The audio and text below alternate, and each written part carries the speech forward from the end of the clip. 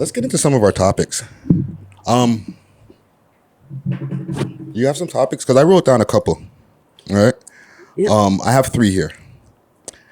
Dating in a pandemic. Do Toronto mans eat? And where do women prefer to land? Which one do you want to start with? Or what do you got? Oh, I had some questions off Instagram that some Okay, people... so we'll do the question segment after. Yeah. Let's go through our topics first, and then we'll get to our questions.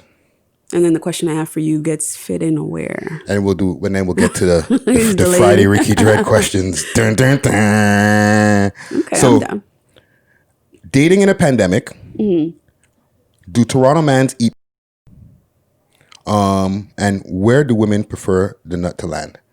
Which one you want to start with? Do Toronto mans eat pussy? Talk about it. Do they? Yes, they do. They do. And I think it's...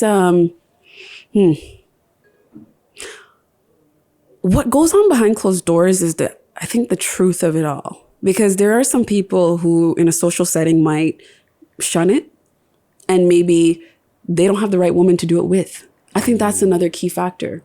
Because a lot of times people are in relationships and are not as attracted to that person to do certain things. Like some people are not in love and they're together. So the passionate level of sex or intimacy might be downgraded. It might just be casual missionary, or it might just be like, okay, let's just do it. Whereas people that are really passionately involved and engaged and in love might want to have a lot more engagement. They might kiss. They might do some foreplay. They might do, oral. They might actually do 69, or they might just prefer to go down on the other person. They could be givers or they could be takers. So why do we lie? Or not we, because I don't lie. I don't care. People know I eat pussy. Like, what the fuck? Who cares? You know what I'm saying? Like, we're grown-ups. However, why do men are the first thing? Why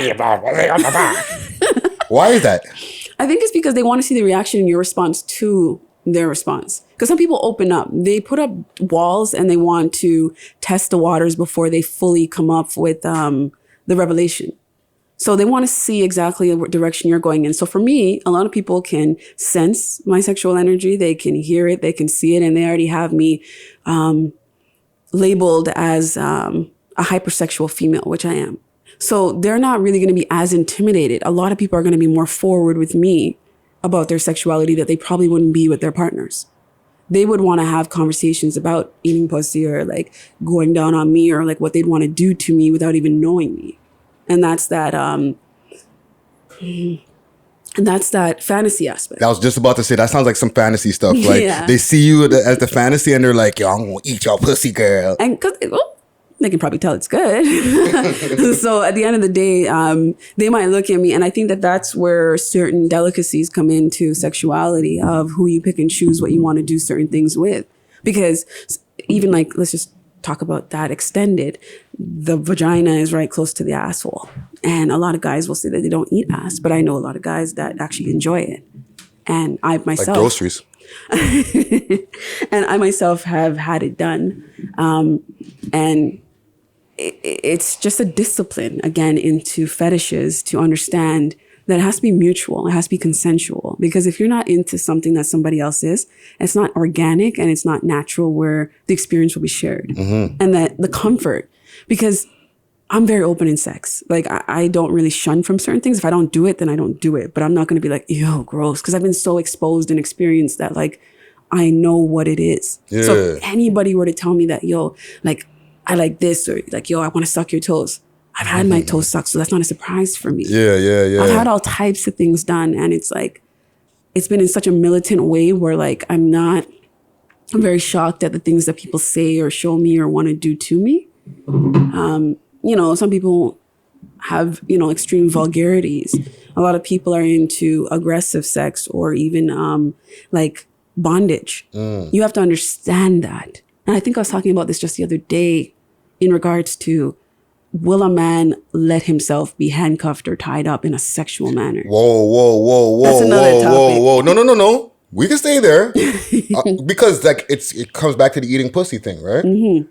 Like it's a thing that like if mans are doing that, they're not like running around telling everybody. Even though to me eating pussy is like grade school at this point. You know what I'm saying? Like, to some, because some people might not do it well, or they might be intimidated, or they might not be prepared at the type of pussy that's presented to them. what are you talking about? Like if there's like a innie or an outie pussy? Or, Yes, and some people have preferences. And some people, for instance, again, they're with a partner that they've been with for a long time and they don't have that sexual drive. Like they're not in love with that person. Well, not necessarily, because there's men that are on road and they're just meeting gal and they're just yamming out their cooch, right? But that girl is so appealing and appetizing at that moment. That's the difference. But then they'll lie and say they don't eat pussy though. I'm talking from the perspective of the men who lie. The Right? stigma with it, because it depends on who they're speaking to. If they feel judged or they feel like insecure about who's going to know about that actual fact, they're going to be more reserved. But if they're doing it with somebody that like is like me, and they don't have no real connection or attachment to me, then they'll openly say it. And a lot of men will say it more comfortably in front of certain females than in front of certain guys. I get what you're saying now.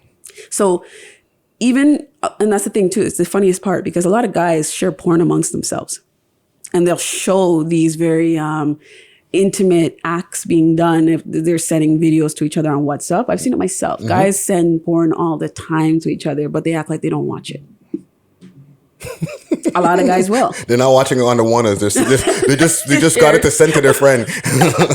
Which is a little bit sus to me. So when it's forwarded to you, that's when you know that it's not an authentic thing, that they're actually, like engaging. It's just, it was sent to them. So they always try to be very calculated. So, okay. For what you said right there, I understood this, right? Because I'm learning. You know what I mean? I'm a man here learning from That Zae Link. smells good. Do you want to smoke? No. Okay. Social distance. Okay. What I'm getting from what you're saying is, if it's Beyonce, niggas would be like, yeah, I ate her pussy. But if it's Beyonce B from around the corner, they'd be like, nah, I never ate that. And they will. And it depends on the caliber of woman too. Like if she's just like what man them consider regular, and she's not like a baddie, but like, everybody, she's like, yo, he ate my pussy. Niggas would be like, nah, I didn't. But if Beyonce said it, they'd be like, yeah, I did. And then again, it's just like, nobody likes that humiliation feeling. And as much as we do things that are risky or bold or brave, there's always an element of humiliation that we feel. And sometimes people do things where they don't like to be confronted. And this is where secrecy and privacy comes in. A lot of people will do things in the dark and quiet. And when they're in control of it, it's almost like somebody lies and they put like they cross their fingers, and they know they're crossing their fingers, so they feel safer knowing that they're like creating this divine intervention of the lie, saying that it's okay if I lie, but only because like I'm crossing my fingers, so therefore I shouldn't have real consequence. Yeah. So it's that ideology that a person has to believe that they're in control of the knowledge, the secret, or whatever they're doing. If a man is going down on his girl, for instance, and they've never done it before, and he feels bold and brave because he's been watching stuff and he's now prepared to do it. So you're talking about a guy who doesn't have experience doing this. Right. There might be somebody who is fairly new to it, and there's some people that are considering themselves pros. So not everybody that, for instance, I've dated has gone down on me. Okay. Right? And there are people that have, a few that have. So you're okay with that? That's not a deal breaker? No, and that's the weird part. A lot of people don't understand that about me, is that I was more a giver. I would more so perform like oral and stuff like that and do a lot of the things I like to do than to be in high expectation that was a requirement. Yeah. Because I was open to other forms of stimulation. Like I don't mind it. Like it's amazing. It's great. But I kind of got into it more later on in life, believe it or not. I never really had that like teenage experience, so to speak, where that was happening to me on a regular. Like I never really had that until like my adult years. That goes back to what we're talking about. Yeah. Because like from your upbringing and stuff like that, like you were like, you grew up in the hood and stuff? Hi, Malvern. Yeah, okay, so the hood. But I'm not a hood chick, so. But you grew up in like hood circumstances or around hood circumstances. Around hood mans, we can say that, yeah. Right? And average hood mans are not just out there just eating pussy. So then you were kind of... They weren't experienced. They didn't even have the knowledge. I'm not even knocking anybody, but growing up in that hood time, like when I did, I don't think a lot of the guys were even mentally experienced enough themselves sexually to even know how to like not finesse a girl, but like to really intimately get to her. Like the foreplay was on point and all of that. I think because they were more into porn back then, they just wanted to, okay, I see that. So yeah, I'm just going to do this, da. Yeah, but the guys were sucking pussy in the porn too, right? Like, we know this, right? Like, they're not just getting their dick sucked. Guys tried to ignore that. And I think they they skip past that part? They absorbed it. It went in their subconscious. It went in their subconscious, but I feel like they focused more on certain things. Because I think even when I was growing up, a lot of guys were more into threesomes or, they wanted to have 2 girls. Like the fantasy element was just being experienced because we were adolescents, we were high school. There was only a matter of time we could actually have sex. It wasn't like now where you have grown relationships where people are sleeping over and you can spend a couple, 3-4 days and we're mature. You got to squeeze it in before Mom Brooks come home. And that's what and a lot of people were just losing their virginity in their teenage years. So nobody was super experienced to really lock down maybe, I think, that category. Because if a guy did go down on a girl and it was almost like you're pointing fingers, just like me. Like, I gave head in high school, you know what I mean? Like, I did those raw things that I'm able to do even now. So this was a part of my nature. And, that was my skill. But guess what? Like, there was people that loved that. But then there was people that would point fingers but still loved that. Yeah, they're shunning you about it. But on the low, they want some. They're like, yo, can I get a brainer though, shorty? Yes. And then you were labeled a brainer. You were labeled a hoe. But you were just a realist. You just didn't give a fuck. Because especially if you weren't tied to a relationship. And I was the kind of girl that, like, when I wasn't dating somebody, like, I was real. I might like 4 guys and I'm like, yo, I'm going to do all these guys. It wasn't like I was sleeping with them. It was just like I was doing intimate acts that I was comfortable doing. And I was really good. You know what I mean? So it's like, and again, I'm not tooting my horn. I'm talking from personal experience in regards to a mature way of talking about sexual confidence. Well, you know what I'm getting from this? What? I feel like when you're explaining it from a position of empowerment. Like, I can see or I can hear, like, fuck it. I wanted 4 guys, whatever. Like, it wasn't like... It was control. And this is where, again, because there's people that would be like, oh my gosh, like there was girls that were in high school with me that were dating people and it was like they were more reserved. But I was always like a very curious person. And I was always like a boss mentality. Like, I'm empowered. Like, I own my vagina. I own my body. I own my mouth. If I want to appoint a guy that he's deserving of getting a certain level of treatment from me, he should be allowed to. And if I think if I'm crushing on 4 guys, and this is a real story, actually, I did like, certain people and I thought they were deserving of it. And I felt entitled that if I shared my interest with them or I crushed on them or I liked them and I wanted to do something, I was going to do it. And I did it. She did it. Okay. Yeah. Let's tackle another topic here. Because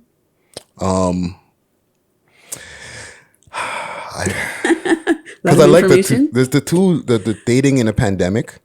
All right.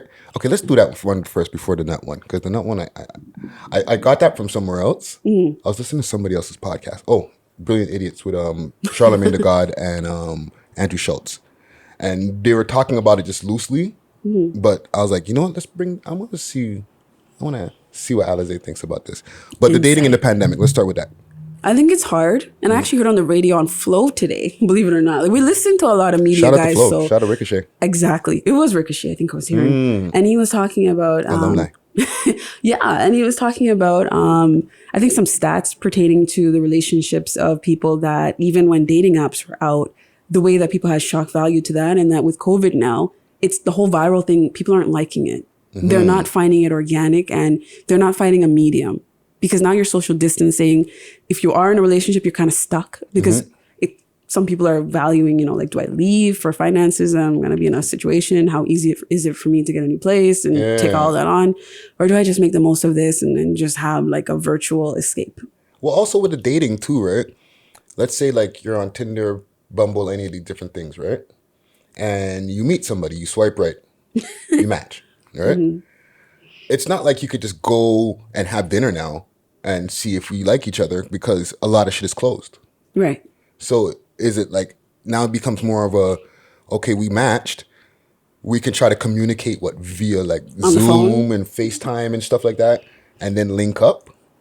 Or come to my crib and have dinner and stuff like that because we can't go nowhere? We gotta come at a certain time though because, I live with people. Well, that's the situation too, right? Everybody used If to somebody act like lives with they're- people and everybody has to isolate, and then that's another thing. You can't just be like linking up with people and be like, oh, that didn't work out. Like, what the fuck? Now you gave me COVID and it could be something else as well.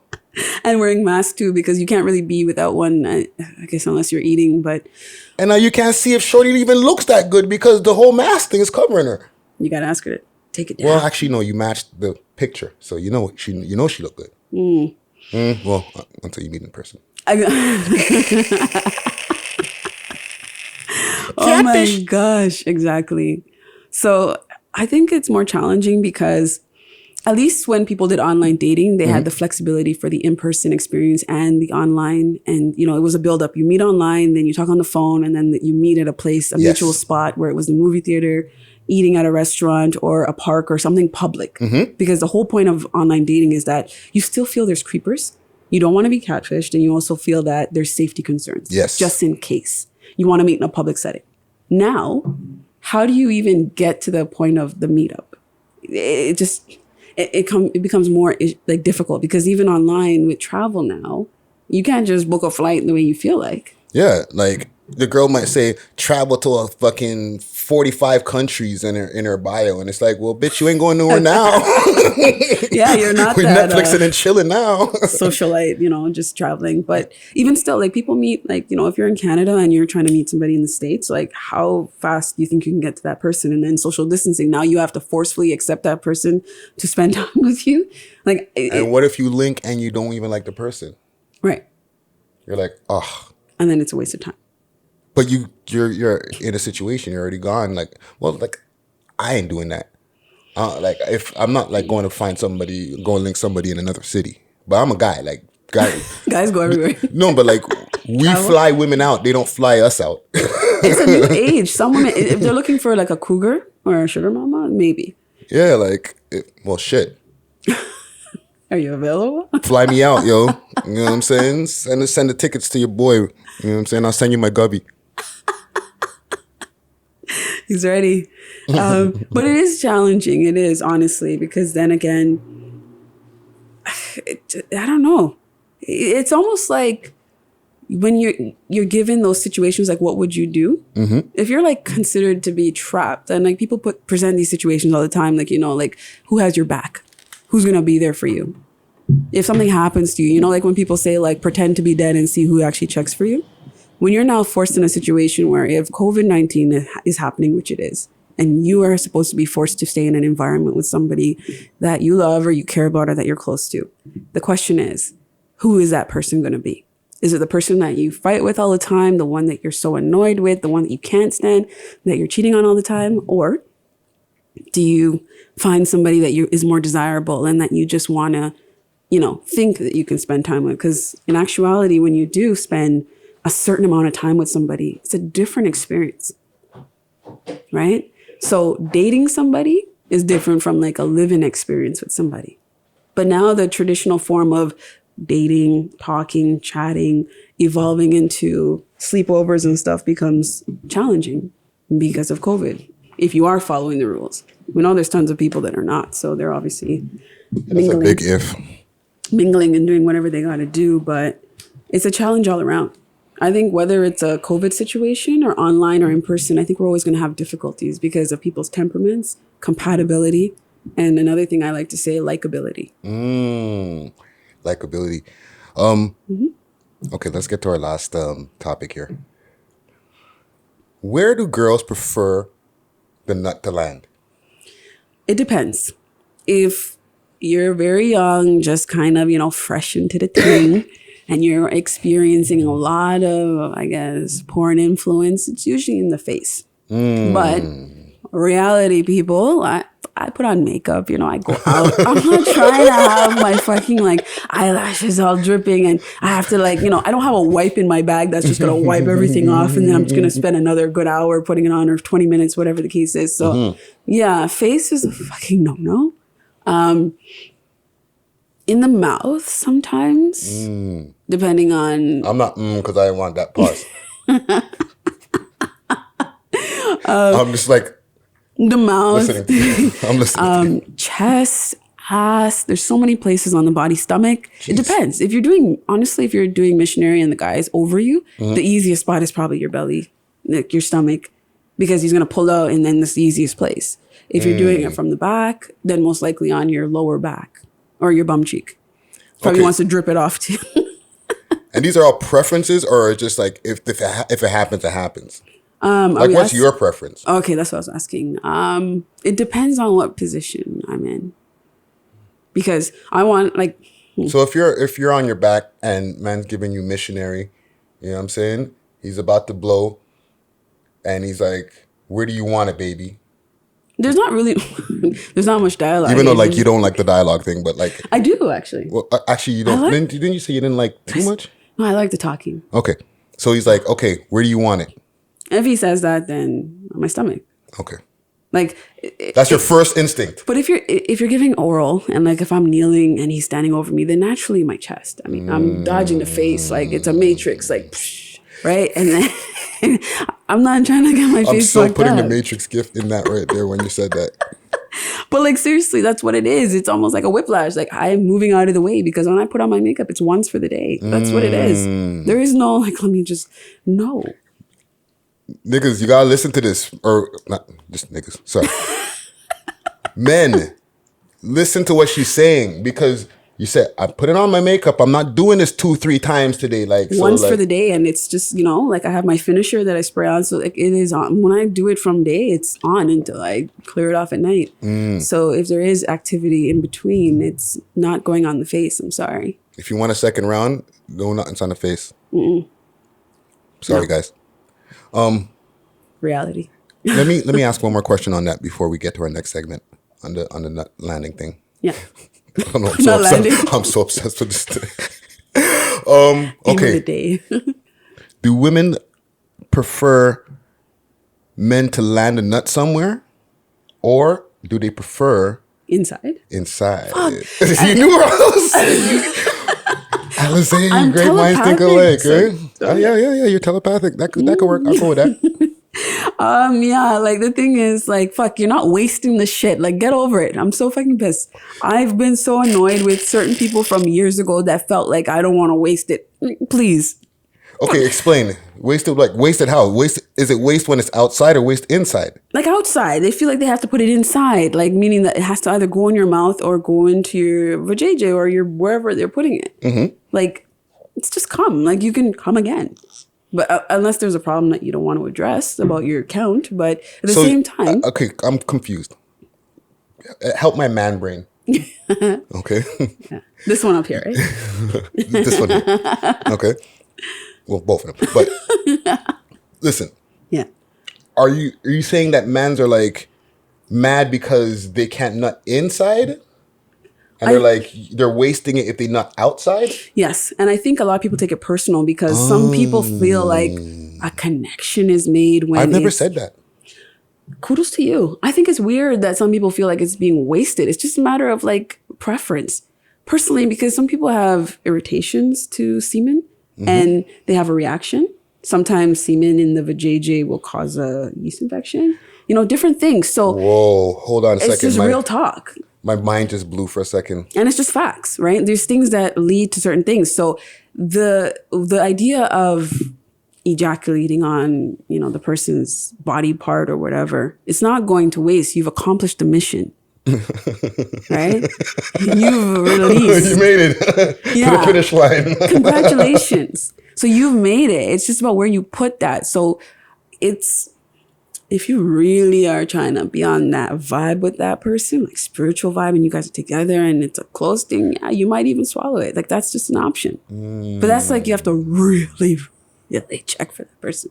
And I don't say it lightly. Like, you have to really check. So from Zae's perspective, that should be another segment. Write that down. Not right now, but you know what I mean. Women like the nut outside more than they like the nut inside.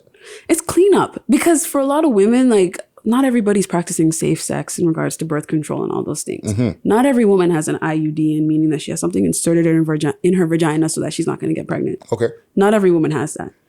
IUD. Yeah. Put that on the bottom of the screen. Yeah. a medical procedure, not necessarily a full out surgery, but it gets put in your uterus area so that when you do have sex, if it is inside or out, the idea is that the hormone circulation of all that's going on down there will prevent any pregnancies. That's the gist of it. Yeah. And it's a safer way, and it's good for usually 5 years. Yeah. So for women that haven't known about this, try it, because the birth control of pills or injections, or guess what? The favorite one I like, I don't take pills. Get the fuck out of here. You want a baby? Really? I'm just saying. Well, there's a lot of women out here having babies. Was that cough for that? No, that's we legit smoking cough? too much weed and friggin' vape and all type of idiot. My bad. It's not COVID. It's not COVID. I'm good. You know what I'm saying? Right? So that's what it is. It's the preference. So when it comes to where the person releases, it depends. If it's inside, I just think it's more cleanup. It's more work. Sometimes it might irritate the woman's vagina because we have pH levels. And let's get scientific lightly. Talk to them. We have different pH levels that affect what comes out of our vagina, right? So in regards to the pH level, if the guy has, some toxins or whatever's going on in his body and it comes out in his sperm because it's also a part of his, his bodily fluids, then it can impact or affect your fluids as a female. And that means that if a guy has dirty fingers and he's fingering you, for instance, you could probably get like an infection of some form or irritation or soreness, right? Just like if you're having aggressive sex, you could get burning or discomfort or some irritation because of the pressure and the friction. So it happens. It's our bodies. Get familiar with it. That's just the reality. Yeah. So if he comes inside and you don't have any reaction, it could be okay. But just to clean up, you don't want to have to sit over the toilet long enough to let that shit drain out, because sometimes it comes out like later on. It doesn't just all drop out one time, especially if he has a big load to let loose. It will stay up there a little bit and come down later on. Wet your panties up, and yeah, it is what it is. Yeah. Okay, I have one more question for you regarding to the whole nut thing of what even the nut in the inside part, right?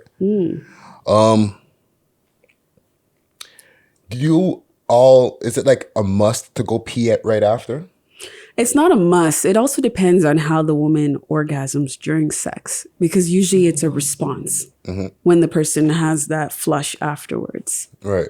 So when y'all go pee, is it to get the cum out, or is it just like... Sometimes if a girl's not like coming during sex, like that reaction and that aftermath is usually a part of that process, like afterwards, where it's like that flush for the body to just relax. Because I've had instances where I've had like a lot of fluids and then it's just like afterwards, like there might be a little bit left over. But usually you want to like ergonomically, like if you're having sex and stuff and there's like cum inside of you, ergonomically, you sitting on the toilet allows that drainage. You can't really have that like flow out by, being in different positions. If you're lying down, it's more like it's kind of staying. So you're kind of encouraged to just let it out, unless you're trying to get pregnant.